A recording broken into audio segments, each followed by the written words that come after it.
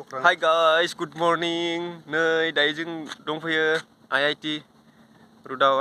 नै I.I.T गेटआ बै नै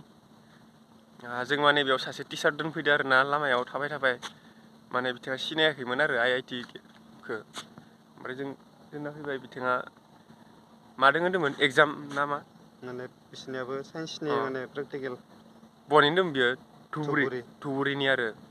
ओमफ्राय ज' फैफाबाय जोङो नै आसोलाबो दोङो कसारि माबायदि नांदो मरनिंआव फैनानै नै मोजां आरोना बेरायना बिराद मोजां नाङो माने बेरायनाय हुदायाबो गाज्रि नङा मरनिंआवलाय आरो बेसे उन्दुनो नै गारि खारगासिनो माने साननैसोनि उनाव जों बेयाव रानिं खालामनाय जागोन दामाने जों रेडि गैथ'आ आरोना साननैसोनि उनाव नै लाइटदो माथो थांफिननोनो बाबायलै कसारि भिडिअ एडिटिंआव माने बेस्थ' आरोना आं आसोला बेफोरनि रिल्स ओमफ्राय रिल्सनि हिर'सना आसोलाबो ना एवनाय होननाय दं मेरला नायनो हागोन फल' खालामनो हागोन आरोना मिजिं सोरां कसारि नोंथांमोना फेसबुकाव थांनानै नायबानो जाबाय फल' खालामबानो जाबाय आंनिखौबो नायबानो जाबाय आरोना सुमित बड'सा इउटुब चेनेलखौ नोंथांमोना नै आसोलनिया इउटुब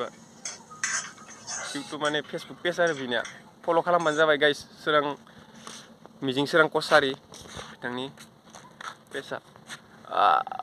उन्दुना सिखारना फैनाय ना बुगागा नुदों माथो स्रां बहा थाङो बहा मायो मिथिया माने एकदम मर्निंआवनो गारि खारो मा खारो मेन रडखौथ' बारनोनो हाया गिलायलाङो थांबाय इथिं नैथिंनिनो दांलै मानसिया इथिंनिफ्रायसो फैदो दां लोगो हमनानै नायनो हागोनलै ने गाइस जोंथ' दा बेयावनो थागोन माने सान्दुंबो ओंखाराखैना सान्दुं ओंखारबासो थांफिननाय जागोन जोङो जों बेयावनो दा थाथ'गोन आरो दसे लोगोफोर माबायदि मोनदो भिडिअखौ नायना मोजां मोनोबा साबसक्राइब खालामना होबानो जाबाय दे गाइस माने गोदानसो आंना चेनेला जों सासे मानसि नेगासिनो बेयाव माने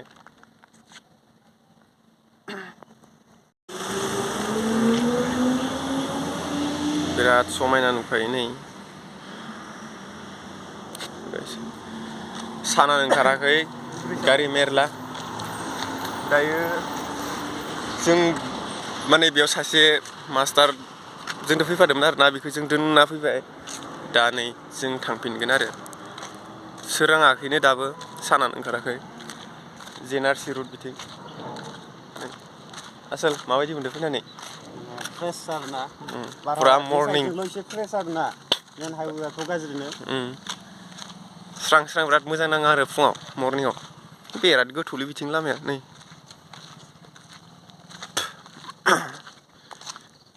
गाइस नोंथांमोना नायलांबाय था आरोना नै नाइटआव बेरलागासिनो नोंथांमोना भिडिअखौ नायनानै मोजां मोनोबा लाइक कमेन्ट खालामबानो जाबाय आरोना गाइस नै गिनायबो मोनो नाइटआव बेरायनो ब्लार जागासिनो नै आसोला बिराद साइज नुदों माथो बरिया लोगोफोर नै थांगासिनो बारा गोजाङाखै दै खिन्थु गामिफोरनि बायदि थान्दा नङा दा माने पुरा फ्रेस आरो मोजां नै आसोलाबो लागासिनो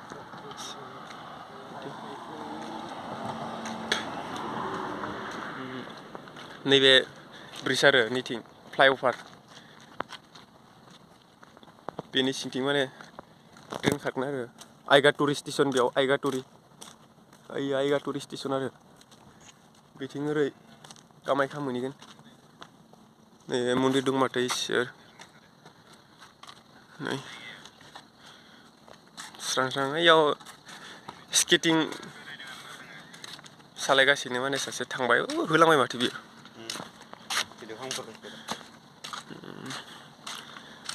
साइड कम्पानि साइड थांनाय मोनसे साइड बबे मोनसेथिं कम्पानि थाङो बिथिं थांगोन दां नैबे माबा ब्रह्म कामाख्या थांगोन जों कम्पानि बिराद मोजां नांबाय माथो कसारि फट' लानोसै नामा इयाव मोनसे इयाव जिरायना बिराद मोजांलै दा दसे फट' लानोसै आरो जोङो ना मा होनो कसारि फट' लानि नै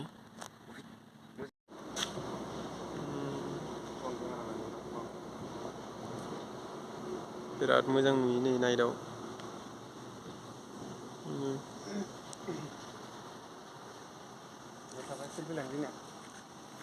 sama मोजां नै आसला नै फट' लागासिनो good morning morning good morning लोगोफोर दायो आं नै I.I.T गेटआव दंफैयो मर्निं वार्कआव खालामनानै नै पुरा लाइटिं आरो नाइटआव जायगाया बहुत मोजां आरोना मर्निं वाक खालामनो थाखाय नायदो दा बिसिम थाबायना फैबाय आङो नाइटआव पुरा नाइट नै I.I.T टुरिस्ट स्टेशन बियो गाइस मर्निं एकदम morning I.I.T tourist station reflect जाजोबोलै पुरा मर्निंआव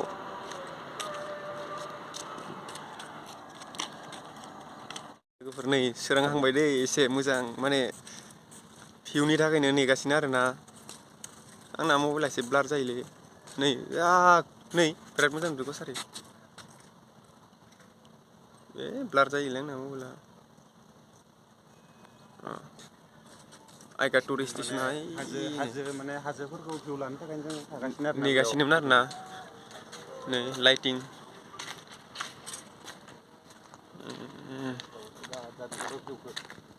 बरिया भिउ नुदों ना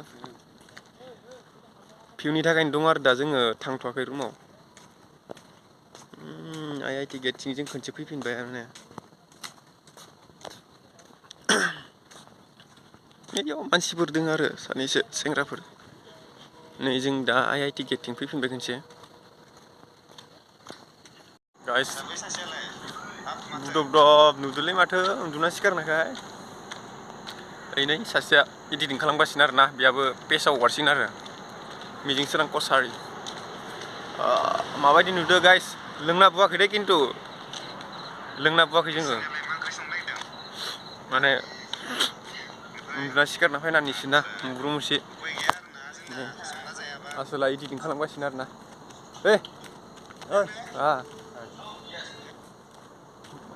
सोरांनायालाय सोरांबाय दा आरो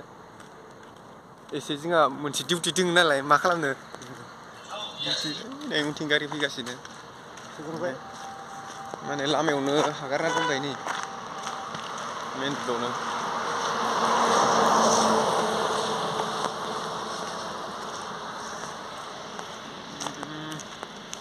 मोजां I.I.T टुरिस्ट स्टेशना ओइनो बिराद गारि खारबायलै मेन हाइवेआव এটা গাই দিলে কিনো হ'ব এটা লাইন গাই দিলে কিনো হ'ব গাইস ইউটিউবার जानोसै आंबो इउटुबार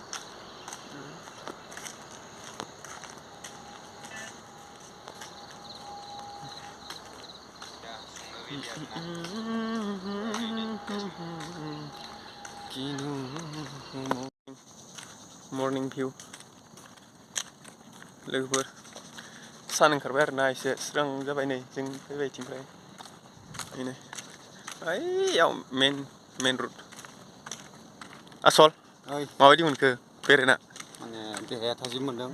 गोसोआव गोजोननाय मोनदों बरिया नाङोना सानाव माने गोजोननाय मोननायखौथ' माने बुंफोरजोबनानै होनो हाला नैथिं दा माने एसेबां गारि खाराखैमोन आरो दहाय दा खारगासिनो नै बिराद मोजां नाङो माथो एकदम गारि गुरा खम आरो नैबे रुटआव खारनो थाखाय मोजां जागोन मर्निंआव प्रेक्टिस खालामनो मा बुंगोन मा मागोन मोनलाय माथो बिथिं नारेंखल दंफां दङ आरो ना माने आंना केमेराया ब्लार ब्लार जाना होबाय थायो एसेबां थिग नङा माने बा स्ट्रेटलै लामाया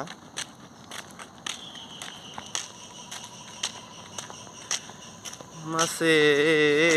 मोजां मोनो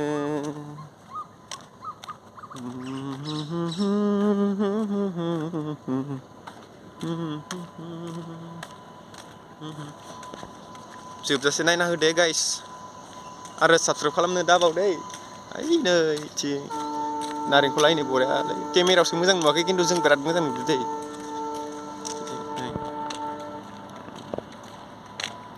दंफाङा बिराद बरियालै ट्रेन खारगासिनो बिथिं ट्रेन I.I.T टुरिस्ट स्टेसन बेयाव I.I.T टुरिस्ट स्टेसन दा जों थांफिनगासिनो आरोना जोंनि जायगासिम थांगासिनो आरो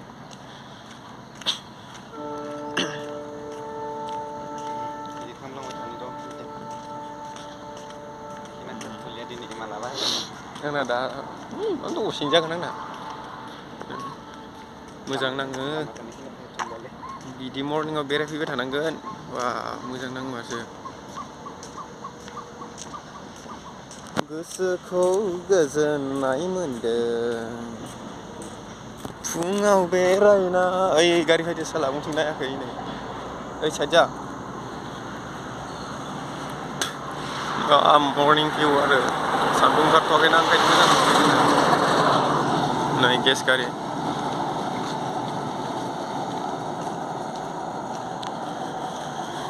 माथो जानो बेफोरथिंबा मा थाङो जेबोथ' मिथिला जाहैबाय जोङो नै गारि नै आसोला भिडिअ एडिटिं खालामगासिनो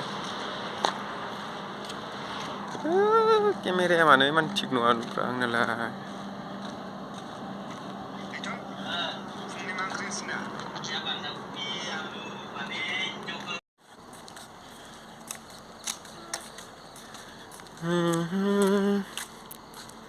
समा दिना बिराद गिदिर जाबाय दे खिन्थु I.I.T टुरिस्ट स्टेसना